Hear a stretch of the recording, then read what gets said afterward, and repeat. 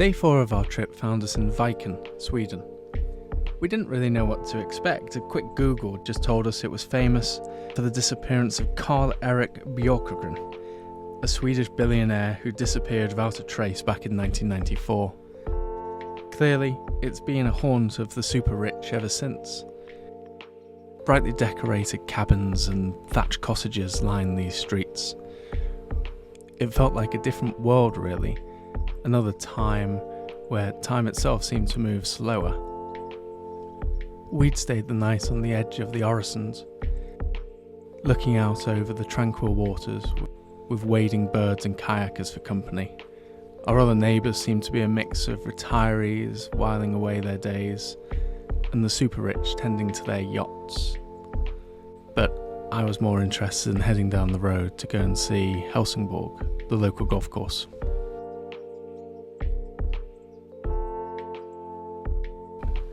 Helsingborg was founded in 1924, and stepping into the quaint shack of the clubhouse, it felt like nothing had changed in the century since.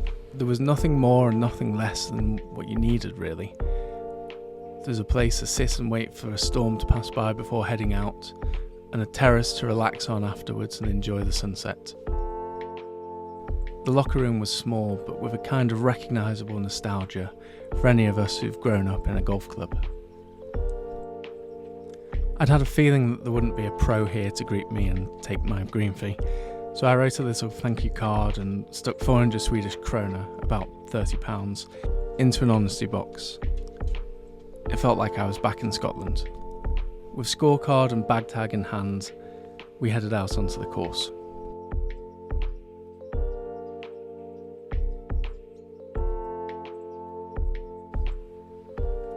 The course itself is a funny little thing, a very narrow strip, wide enough really for just one fairway. So they make full use of it. That's a bit extreme, Harry. AstroTurf mats on rustic timber serve as the tees, and the first hole sends you down a 280-yard par 4 that plays over almost some macaire like the west coast of Scotland rather than tightly mown fescues or links grasses. I hit a 3-wood 50 yards short of the green and a chip to 10 feet. Naturally, my birdie putt stays out of the hole.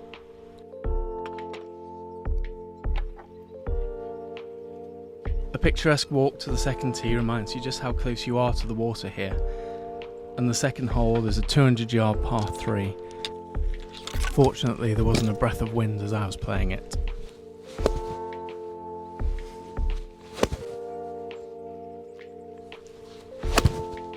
The green is blind from the tee, but I knew my over-the-top 6-iron would have missed it left. Long left, as it turns out, but back down the tilted green it was a straightforward up and down.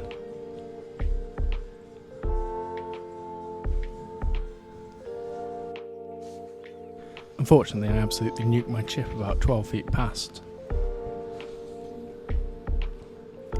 And my par putt hangs on the lip. 1 over.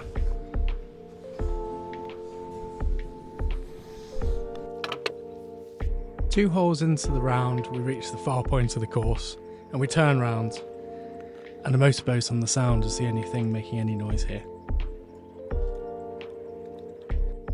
After the par 4 first and the par 3 second, the third plays back over the same ground, a par 5, the combined length of the prior 2 holes. Winnie kindly stands aside to let me pull a 3-wood into the left rough. But it is worth taking a moment to talk about dogs on the golf course. There'll be plenty of people watching this who'll be familiar with the sight of dogs on the course. At some of the best clubs in the world, they're a common sight. Rye, Muirfield, Royal St George's, the Old Course. I always love a golf course that's as welcoming to its 4-legged visitors as its 2-legged ones.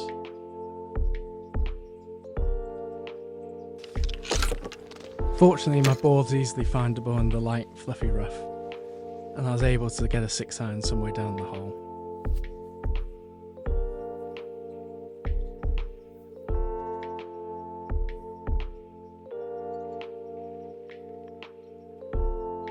The ground is soft and doesn't really encourage a chip and run, but I can't resist and manage to get an 8-iron running on the ground to about 6 or 7 feet for my birdie. Again, I underhit the putt, this time leaving it right on the lip. Still 1 over, never mind. We find another par 3 for the 4th hole. Again, the tee is right on the water's edge. There are no manicured paths leading to it, just broken sandy ground, a few sleepers up to the tee. It's rugged and simple and needs nothing more. Again, I miss the green right this time, but my chip's a bit better. I get it down to 2 or 3 feet and manage to tidy it up for a par.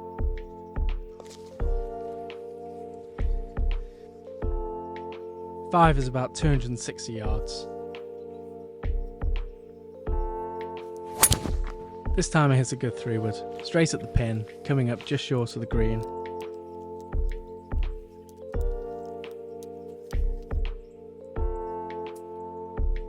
My chip's better as well, rolling up to a few feet.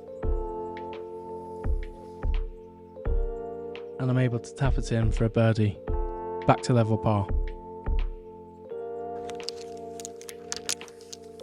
Everything at Helsingborg is simple. The bunkers are large and just scraped into the ground. The tees are wherever there's a high point, just a vantage point to see down the hole. After a stress-free birdie on the previous hole, I'm feeling confident again, but it's short-lived as I miss another fairway left. But walking up to the ball, I'm minded how good this rough is. It's clean. Yes, you still got to hack your way out of it, but you can see your ball from a way away. Arriving at the 6th green, I just wish the golf course could go on a little bit further.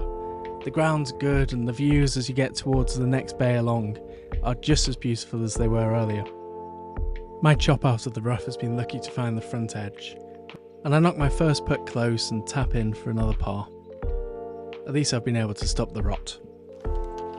As the sun has set and the moon replaced it, we play a blind hole on top of the hill back towards the clubhouse. I couldn't see anything on the tee, just tried to draw off the moon, not something you can do every day. Fortunately it was pin high left, and again I chipped it close and holed the putt for a birdie 3, 1 under. Reflecting on a pretty narrow fairway with house of bounds left, I'm not really sure it was the play, but I was happy to get away with it. 64 yards.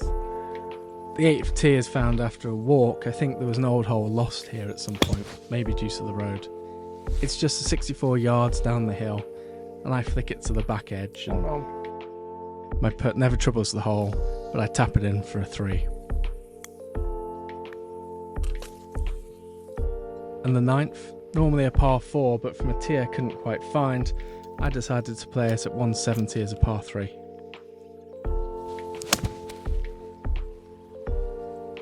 It really is getting dark by now, but I find the front edge.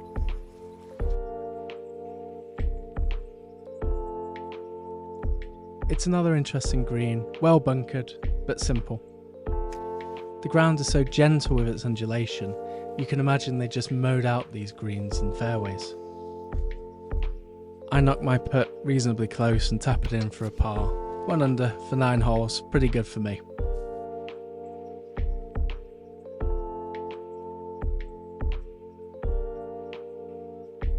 I don't know whether you'll actually be able to see that. It was pretty dark by the time we finished. But it was really cool. It wasn't what I was expecting at all. I was expecting kind of holiday golf. That was too quirky to be holiday golf. I know that's saying something. But that was 9 holes, and obviously you play it twice. It was, let's have a look, par 4, 3, 5. So you start, those are the 3 holes we started that way. And effectively it's just one fairway with 2 greens kind of at either end and 2 tees, and you share the same fairway for both holes. But then you played this cool little par 3 here. And then going into the corner, that 6th hole was a bit of a brute really. 367, but that's meters. So that's over 400 yards. I was lucky to get a 4 there from the rough. That was tricky. And then obviously their 8th hole, clearly they can't play it anymore because of the road or something. But it's but you just got this little flick downhill instead.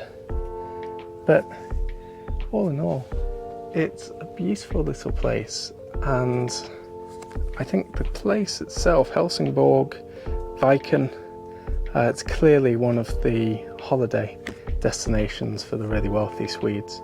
You know, I saw Porsche before with Monaco number plate, and loads of yachts and people looking like they stepped out of Succession, really.